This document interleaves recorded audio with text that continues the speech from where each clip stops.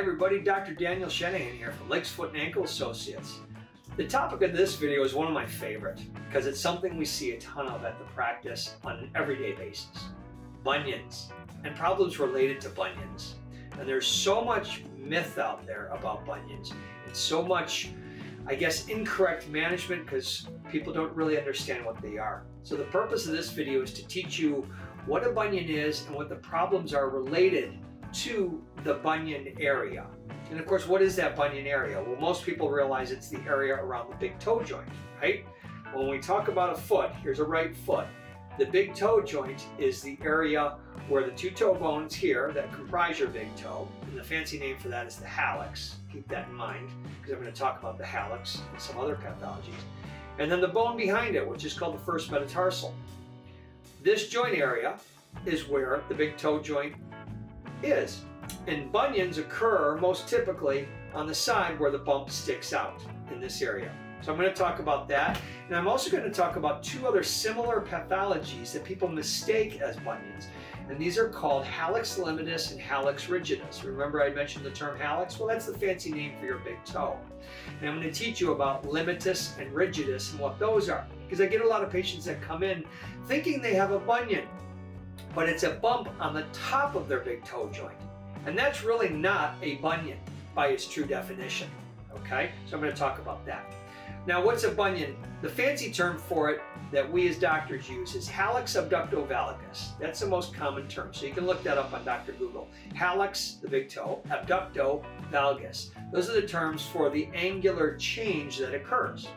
Now, with a bunion, the typical scenario is the big toe wanders towards the other toes, and this long bone moves towards the midline of the body. So this joint, the big toe joint, becomes malaligned, and the bone sticks out. As I teach my patients, I'll use my hand in the treatment room and say, look at my thumb. Right now there's no bunion, but when I shift the bones, this bone now sticks out abnormally, and it's more prominent, and my toe or my thumb goes that way. So that's what happens with the bunion, is you get a shifting of the bones due to laxity around the joint. Genetic issues leading to the deformity occurring. Shoes can be influential. We're going to talk about all that. But what the bunion is a misalignment where the big toe goes one way and the other bone goes the other way, and now the joint is off kilter. So that's what a true bunion is, or hallux abductovalgus. Now what about hallux limitus, hallux rigidus? Those are issues where there's a chronic jamming to the big toe joint area, and that leads to extra bone development on top of the joint. And that bone development from the jamming can start to protrude outwards or upwards and cause pain in shoes and all sorts of problems. Well, people interpret that as a bunion deformity, and it's not. It really isn't a true bunion.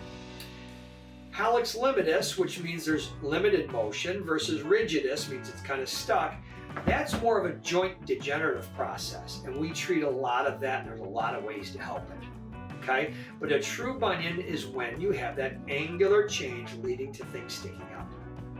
Now, that's the topic of what a bunion is.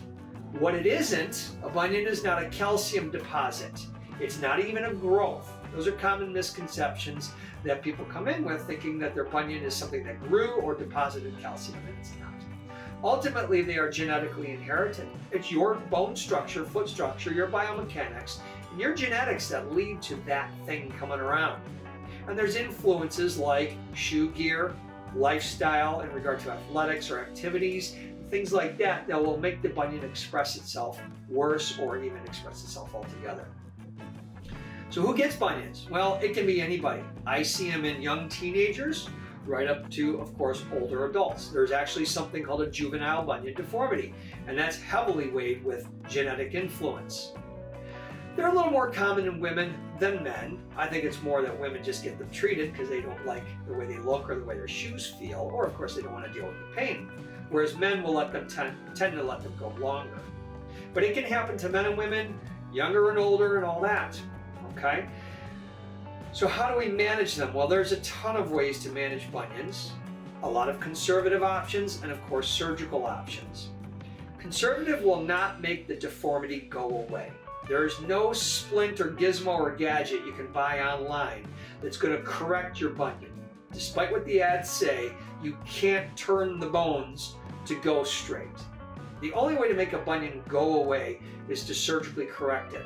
And it's imperative that you, as a patient, are properly assessed for what that pathology is or how bad it is to determine which procedure is most appropriate to do. Because unfortunately, I've seen a lot of bunions that have been fixed not to the patient's liking because it was the incorrect procedure. You want to have the proper assessment of how severe your deformity is, and we take x-rays and look at many other details to determine what's most appropriate to solve your problem, to give you a lifelong satisfactory result. So again, come see us. Let Dr. Petronello or myself assess you properly, and we'll go over all the details to show you what's the best way to fix your problem. Because there's multiple ways to skin that cat or fix that bunion. Now, hallux limitus, hallux rigidus, those two pathologies, same idea. Lots of conservative things we can do to try and help it feel better, to manage it, but it doesn't make it go away.